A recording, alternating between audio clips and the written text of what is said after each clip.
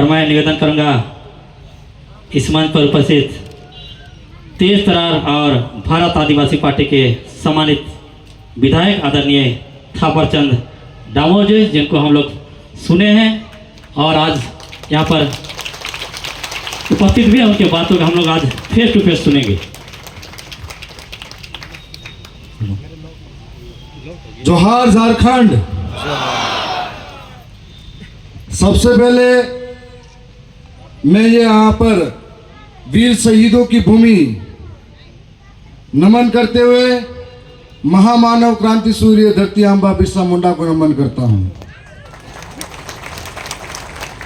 यहाँ की तमाम जो वीर पुरुष रहे हैं, हम इनकी जीवनियाँ अगर पढ़ते हैं तो हमारे अंदर एक नई ऊर्जा का संचार होता है। हम लोग जब यहाँ रांची के यहाँ पर एयरपोर्ट उतरे थे तो कहीं जगह हम गए थे तो महसूस हुआ कि झारखंड के अंदर पग पग पे वीरों का इतिहास है। उन्होंने अंग्रेजों के सामने कभी घुटने नहीं टेके थे और जल जंगल जमीन बचाने के लिए अपने प्राणों की आहुति दी थी। मैं राजस्थान विधानसभा का सबसे कम उम्र का सदस्य हूं। मैं अक्सर बिरसा मुंडा का इतिहास पढ़ता हूं कि जिस जवानी के अंदर यहाँ पर बाइक राइडर करते हैं मेरे नौजवान भाई, जिस जवानी के अंदर कोई क्या कर रहा, कोई क्या सपना देख रहा, उस जवानी के अंदर बिरसा मुंडा इस समाज के लिए शहीद हो गए थे। और इस प्रेरणा को लेकर हम हमारे इलाके में बात करते हैं तो आज इस वीर भूमि के अंदर हम आए हैं। हम लोग अक्सर देखा करते थे कि आदिवासियों की समस्या सिर्फ राजस्थान के अंदर ही नहीं, पूरे देश के अंदर हर इलाके में एक जैसी है।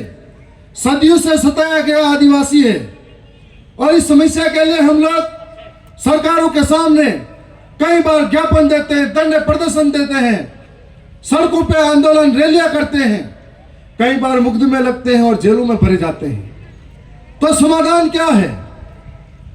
तब हमने विचार किया और एक आंदोलन का हिस्सा बने। आंदोलन के तहत एक पार्टी बनाई और पार्टी के माध्यम से हमारे लोग सदन तक पहुंचने लगे और सड़क की आवाज सदन तक ले जाने लगे। हम लोग एक साधारण परिवार से आते हैं। मैं खेती बाड़ी करने वाले पिता मेरे हैं। मैं छोटी मोटी काम धंधा करके भी ऐसा रहता था, पढ़ाई जुगाड़ करता था। मेरे और भी साथी 4-5 विधायक बने हैं। सबकी आर्थिक स्थिति काफी कमजोर है। अगर हम सोचे तो ये राजनीति हमारे लिए सपना भी नहीं हो सकता। ऐसे साधारण परिवार से हैं, लेकिन हम एक आंदोलन का हिस्सा हैं, इसलिए आज विधायक हैं।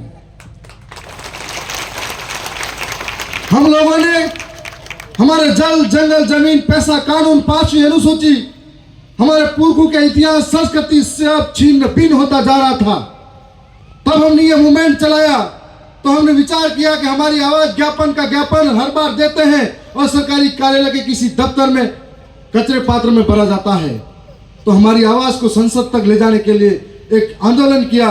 पहली बार पार्टी बनाई, 4 महीने के अंदर 12 लाख लोग हमसे जुड़ गए देश भर के अंदर। और पहली बार पार्टी बनाते ही 4 विधायक, राजस्थान के अंदर 3 विधायक और मध्य प्रदेश के अंदर 1 विधायक बन गया। पहली बार पार्टी बनी और अभी हाल ही में जो चुनाव हुए वहां पे राष्ट्रीय पार्टियां एक होकर हराने आ गई।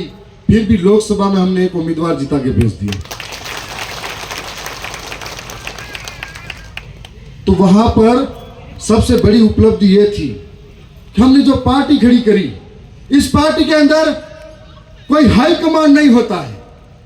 इस पार्टी के अंदर किसी के सामने टिकट लेने के लिए गिड़गिड़ाना नहीं पड़ता है। इस पार्टी के अंदर पैसा देकर टिकट नहीं लाई जाती है।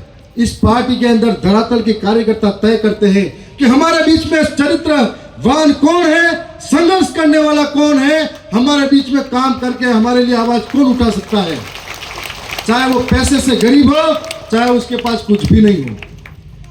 ऐसे में हमारे कार्यकर्ता तय करते हैं। हम लोग उसे आदिवासी जन प्रतिनिधि सिलेक्शन प्रणाली कहते हैं और हमारा चयन उस सिलेक्शन प्रणाली के तहत हुआ है।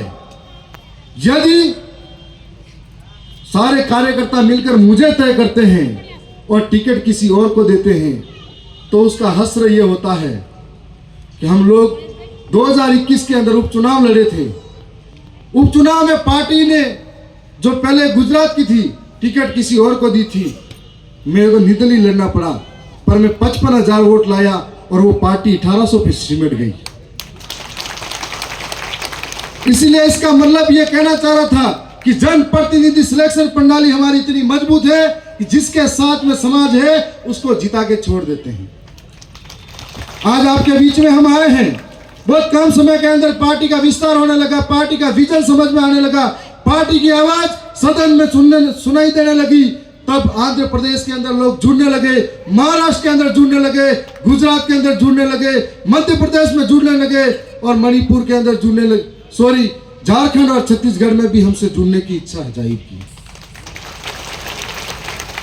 यह पार्टी की बहुत बड़ी उपलब्धि थी और आज पार्टी के इसी विजन की वजह से जो हमारी धरातल की आवाज वहां तक पहुंचे, इस वजह से जो तमाम संगठन हमारे एक जैसे वैचारिक विचार रखने वाले हैं हमसे जुड़कर इंडोजीनियस अलायंस के लिए तैयार बैठे हैं। आज यहाँ पर कई सारे संगठन के साथी यहाँ मौजूद हैं, मेरे से कई ज्यादा अनुभवी भी हैं, उम्र दराज भी है और मेरे से ज्यादा संघर्ष किया होगा।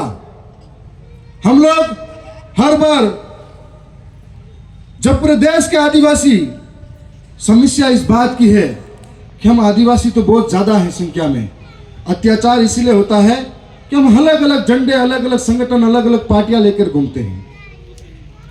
यह बात मैं सच कह रहा हूं, मैंने जहां जहां गया अनुभव महसूस किया कि अलग अलग जातियों में भी बटे हुए हैं, हमारे वहां पर भी अब एक होने लगे हैं। मैं छत्तीसगढ़ में गया, अलग अलग जातियां में वो अपने अपनी ताकत दिखाने में लगे हुए हैं, अलग अलग वर्चस्व की लड़ाई लड़ रहे हैं, अलग अलग संगठन बनाकर लड़ रहे हैं। हम देश के 11 करोड़ आदिवासी 11,000 से ज्यादा संगठन में बटे हुए हैं, तो हमारे साथ अत्याचार नहीं होगा क्या? हम लोग एक हो गए तो हमारे साथ अत्याचार नहीं हो सकता। सब अपनी अपनी संगठन को एक करके एक मुट्ठी में आकर लड़ते हैं तो हमारे साथ सब अच्छा हो सकता है। यह बात हम कहना चाहते हैं। हम राजस्थान के अंदर पूरे देश की आवाज को उठाते हैं। जब जब हमको लगता है कि मणिपुर के अंदर बेटियां नग्न होती है तो हमें लगता है कि हमारी इज्जत पे आंच आई है।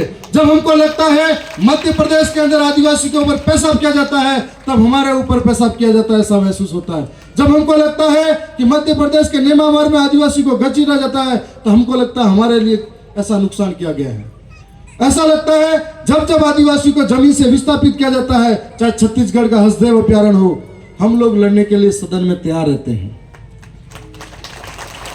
तब हमको लगता है कि देश के कोने में, किसी भी कोने में आदिवासियों के साथ में कुटाराघात होता है, हमको लगता है कि हमारे शरीर के किसी हिस्से पर चोट लगी हुई हो और ये महसूस करके हम वहां लड़ते हैं। तब हमें सोचने की बात है कि जो लोग आदिवासियों के सर्टिफिकेट लेकर, आदिवासियों के सर्टिफिकेट हासिल करके विधायक बनते, सांसद बनते, तब उनकी जुबानें खामोश क्यों हो जाती है इस समाज के नाम पर? तब हमें सोचना चाहिए कि हमारे लिए कौन सही हो सकता है, कौन गलत हो सकता है। इन बातों के लिए हम लड़ना चाहते हैं। हम लोग कई बार देखते हैं भगवान बिरसा मुंडा के नाम पर हम लोग राजनीति करते हैं, उनके नाम पर बड़े बड़े स्टेडियम बना लेते हैं। हम सिद्धू कान्हू भैरव चांद के नाम पर हम राजनीति करते हैं, परिवार के साथ फोटो खिंचा लेते हैं, लेकिन उस परिवार की स्थिति क्या है? उस परिवार के लिए क्या किया हमने? करोड़ों का बजट उन महापुरुषों के नाम पर, उनके यहाँ पर समाधि स्थल बने हुए उनके नाम पर विकास के लिए आते हैं, लेकिन उस परिवार की स्थिति के बारे में कोई जानता नहीं। सिर्फ राजनीति करना सब जानते हैं। हम लोग जब ये बात देखते हैं तो हमें दिल में लगती है इस बात को कि हमारे नाम पर राजनीति करने वाले लोग हमारे साथ इस तरह का काम करते हैं।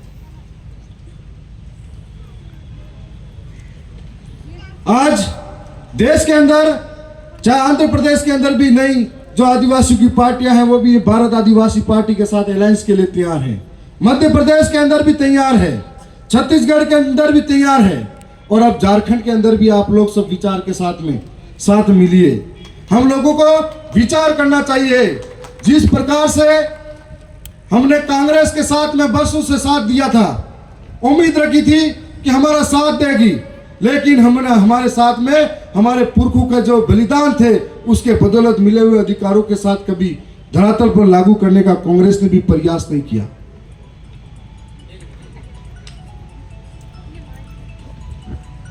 चाहे वो राष्ट्रीय पार्टियां रही हो, भरोसे में रखा गया।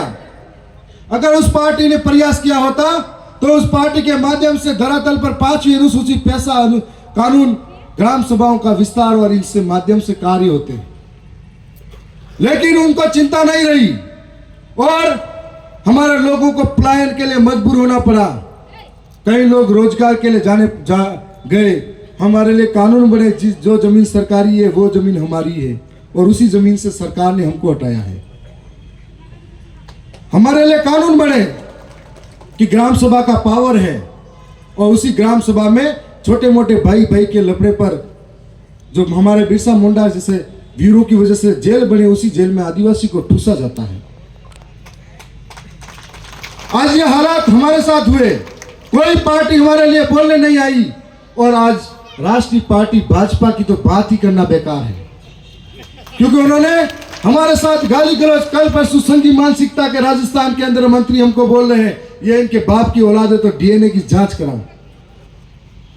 हमने बड़े सदन में कहा हम तो हमारी बाप की औलाद है, हम तो ये डीएनए की जांच कराने के लिए फोन साथ में लेके आए, लेकिन तुम्हारे दिमाग की जांच करवाओ।